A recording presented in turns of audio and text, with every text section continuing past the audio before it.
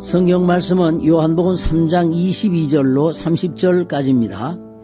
이후에 예수께서 제자들과 유대 땅으로 가사 거기 함께 유하시며 세례를 주시더라. 요한도 살렘 가까운 에논에서 세례를 주니 거기 물들이 많음이라 사람들이 와서 세례를 받더라. 요한이 아직 옥에 갇히지 아니하였더라. 이에 요한의 제자 중에서 한 유대인으로 더불어 결례에 대하여 변론이 되었더니 저희가 요한에게 와서 가로되 랍비여 선생님과 함께 요단강 저편에 있던 자 곧 선생님이 증거하시던 자가 세례를 주매 사람이 다 그에게로 가더이다. 요한이 대답하여 가로되 만일 하늘에서 주신 바 아니면 사람이 아무것도 받을 수 없느니라. 나의 말한 바 난 그리스도가 아니요 그의 앞에 보내심을 받은 자라고 한 것을 증거할 자는 너희니라. 신부를 취하는 자는 신랑이나 서서 신랑의 음성을 듣는 친구가 크게 기뻐하나니 나는 이러한 기쁨이 충만하였노라. 그는 흥하여야겠고 나는 쇠하여야 하리라 하니라. 오늘은 흥할 것과 쇠할 것, 이런 제목으로 말씀을 드리도록 하겠습니다. 이 땅에 오신 예수께 세례를 베풀고 예수님을 향해서 보라 세상 죄를 주고 가는 하나님의 어린 양이로다 하며 소개한 사람이 세례 요한입니다. 그런 후 예수님이 공생을 시작하며 다니실 때 예루살렘에서 멀지 않은 유다 땅에서 제자들과 함께 세례를 베푸셨는데 또 한편에서는 세례 요한도 여전히 세례를 베풀고 있었습니다. 그런데 이전에는 세례 요한에게 세례받던 사람들이 예수님 등장 이후는 많은 사람들이 그로 몰려갑니다. 이에 유대인과 함께 세례 요한의 제자가 이 세례에 대해서 변론하다가 요한에게 질문합니다. 지금 유대 땅에서는 예수의 제자들이 세례를 베푼다고 합니다.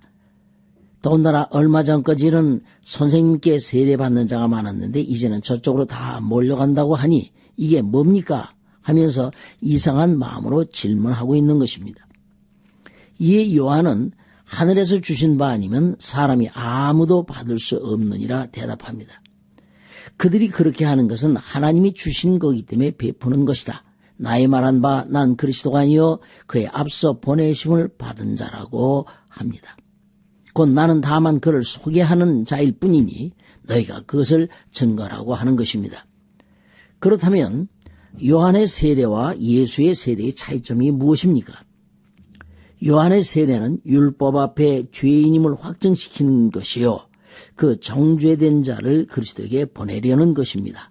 그리고 예수의 세례는 자신이 죄인됨을 알고 온 이들에게 내 죄 사함을 받았다 하는 것입니다.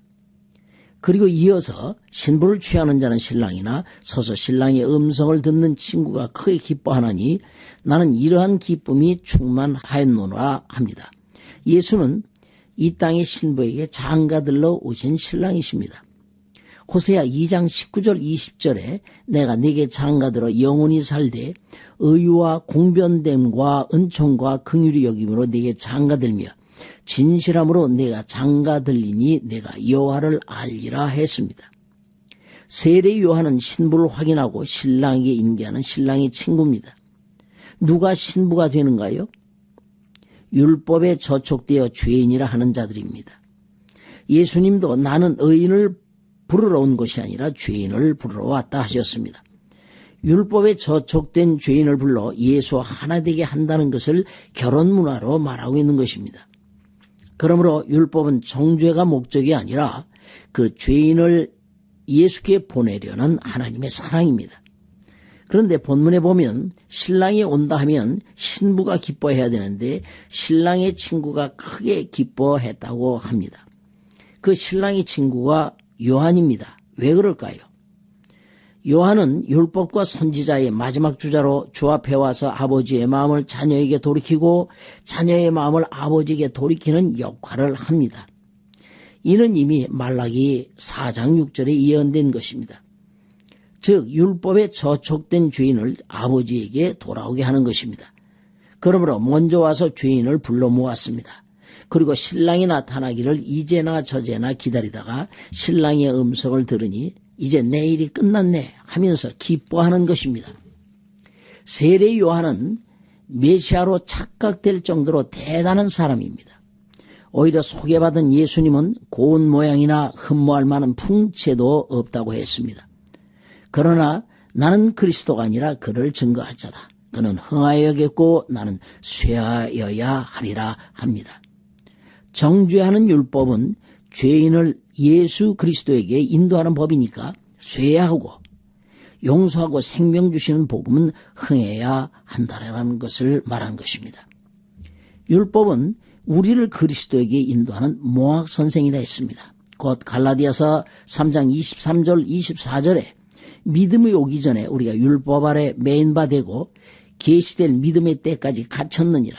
이같이 율법이 우리를 그리스도에게로 인도하는 몽학 선생이 되어 우리로 하여금 믿음으로 말미암아 의롭다 함을 얻게 하려 함이라 했습니다. 그러므로 예수 오시면은 그 율법은 그 수명을 다하는 것입니다. 곧 신랑이 나타날 때까지는 신부가 대기실에 갇혀 있지만 신랑이 오면 갇혀 있으면 안 됩니다. 이제 우리는 율법 아래 있는 자가 아니요 그리스도와 하나 된 자입니다. 그러나 마귀는 이렇게 사라져야 할 율법의 정죄를 우리 안에 계속 놓고 있습니다. 너 그런 짓 하면서도 예수 믿는다고 할 수 있나? 차라리 그만두라고 양심에 찔러댑니다. 마귀는 속이는 자입니다. 이제 그리스도 예수 안에 있는 자에게는 결코 정죄가 없습니다. 하나님의 정죄는 내가 예수를 믿느냐 안 믿느냐 하는 것입니다. 이것이 세법입니다. 예수님도 죄에 대하여라면 저희가 나를 믿지 아니하며 하셨습니다. 비록 아버지와 아들의 관계에서 불순종하는 이들이 있습니다. 11조도 떼먹고 전도도 안 하고 기도 안 하는 허물이 있지만 하나님이 정죄하는 죄는 더 이상 없습니다. 물론 성결의 문제는 있어 하나님 앞에 갈 때 죄송하고 내가 받을 영광의 차이는 분명히 있습니다. 그러나 율법이 나를 찔러 너는 하나님 앞에 죄인이야 하거든 속지 마십시오. 그때는 아니야. 예수님이 내 죄를 담당하셨으므로 나는 죄 없다라고 뿌리치면 됩니다. 그것이 내 안에서 예수는 흥하고 율법은 쇠하여 가는 것입니다.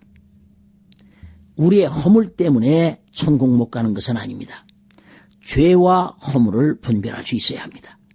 예수를 100년 믿어도 이 육신이 있는 한 내 안에 욕심, 허물들은 그대로 있습니다. 왜냐하면 우리 안에 죄성이 여전히 존재하기 때문입니다.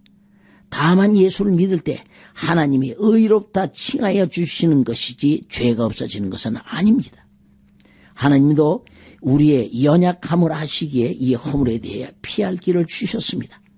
곧 구약에는 도피성이요 오늘날은 회개입니다. 예수님은 자기 옆구리에 피를 내어 내 신분은 정결케 하셨고 하나님도 이를 인정하셨습니다. 사도 바울도 로마서 6장 11절에 너희도 너희 자신을 죄에 대하여는 죽은 자요 그리스도 예수 안에서 하나님을 대하여는 산 자로 여길지어다 했습니다.